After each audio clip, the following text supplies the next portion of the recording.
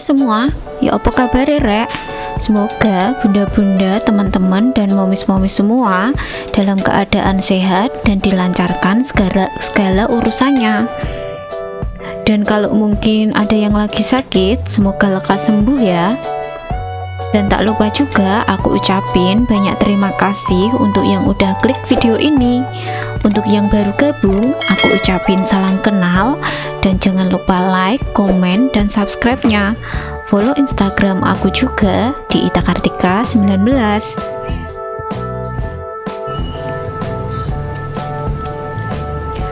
Di sini aku juga mau ucapin selamat menunaikan ibadah puasa bagi yang sedang menjalankannya ya bun.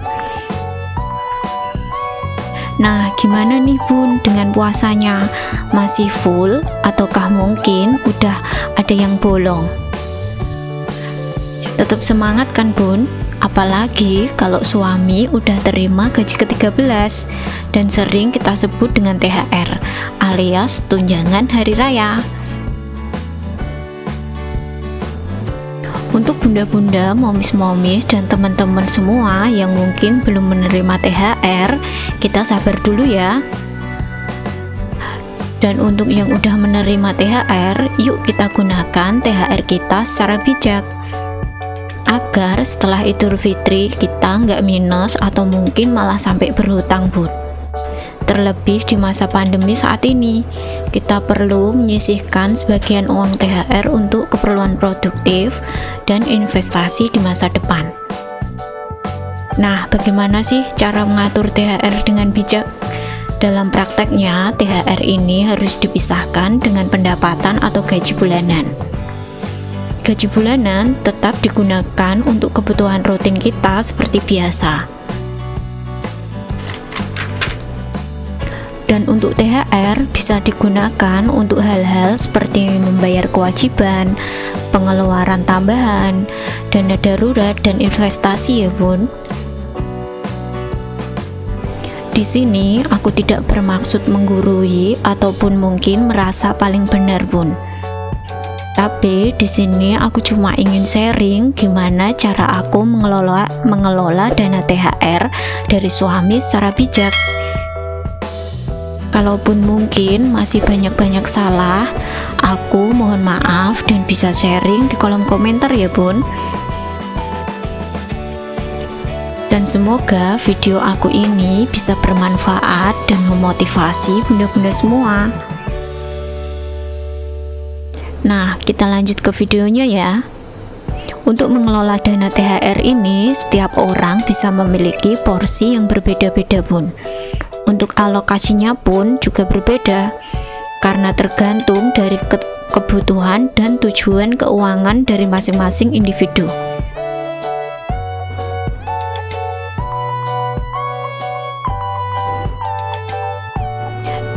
Dan seperti biasa, di sini aku mau menggambar dulu ya bun untuk hiasannya, biar nanti bunda-bunda, momis-momis, dan teman-teman semua itu tidak bosan nonton video aku.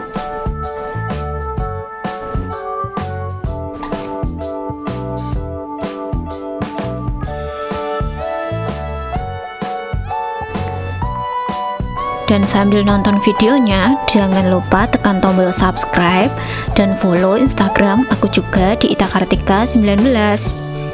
Jika bunda suka dengan videonya, bisa di-share ke sosial media yang bunda punya ya.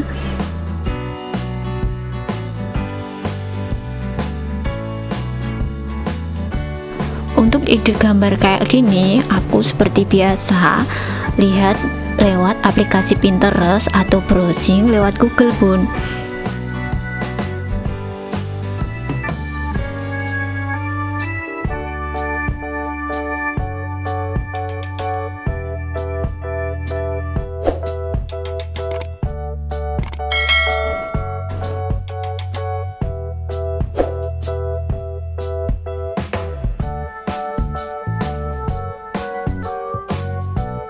Nah, oke bunda, berikut alokasi dana THR yang aku buat versi aku ya bun, Bunda-bunda bisa sesuaikan dengan kondisi dan kebutuhan masing-masing. Yang pertama yaitu bayar kewajiban atau zakat. Bagi umat muslim, bayar zakat itu hukumnya wajib. Dan menurut hukumnya, besaran zakat juga harus dikeluarkan per orang itu setara dengan 2,5 kilo beras atau makanan pokok penduduk setempat.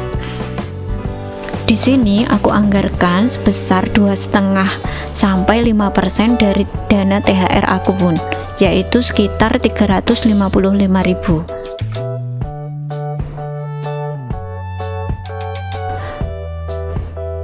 Dan yang kedua, untuk kebutuhan lebaran itu sebesar 50% dari dana THR. Untuk besarannya itu sekitar 3.500.000. Buatlah rencana pengeluaran hari raya agar pengeluaran tidak akan melebihi budget yang sudah ditentukan. Karena aku hidup itu merantau, jadi aku juga mengalokasikan untuk dana mudik juga ya bun. Dan semoga tahun ini diperbolehkan untuk mudik. Tak lupa juga aku anggarkan untuk kasih orang tua dan mertua juga. Lanjut ada untuk kasih saudara dan keponakan. Lalu mungkin kalau ingin upgrade alat sholat seperti mukena, peci, sarung, sajadah, ataupun mungkin juga untuk beli baju baru. Jangan lupa juga untuk yang punya ART di rumah dikasih THR juga ya bun. Tapi di sini aku nggak punya asisten rumah tangga, jadi aku alokasikan dananya untuk yang lain.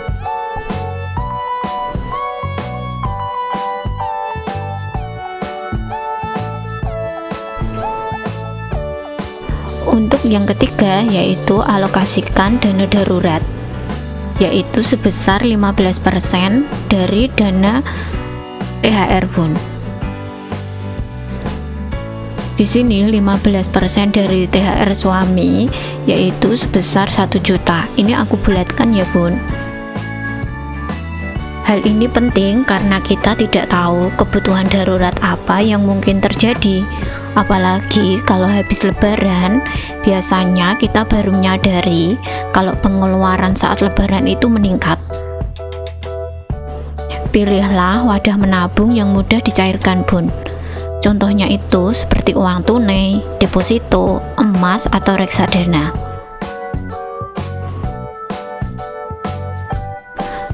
Dan untuk yang keempat yaitu alokasi untuk bayar hutang sebesar 20% dari dana THR. Ini hanya untuk yang memiliki hutang aja ya bun. Kalau tidak memiliki hutang, bunda bisa alokasikan dananya itu untuk menabung atau untuk yang lain. Selesaikan dulu kewajiban kita untuk membayar hutang, karena hutang itu hukumnya wajib dilunasi. Walaupun meski tidak bisa melunasi sekaligus, namun cukup untuk meringankan beban keuangan di masa depan bun.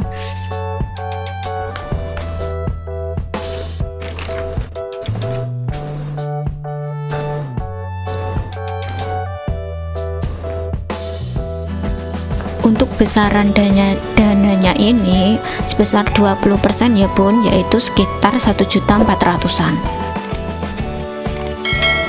Lanjut yang terakhir yaitu yang kelima, alokasi dana untuk tabungan atau investasi bun. Ini sebesar 10%.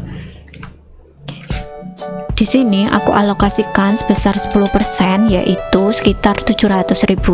Hindari penggunaan seluruh dana THR untuk kebutuhan konsumtif.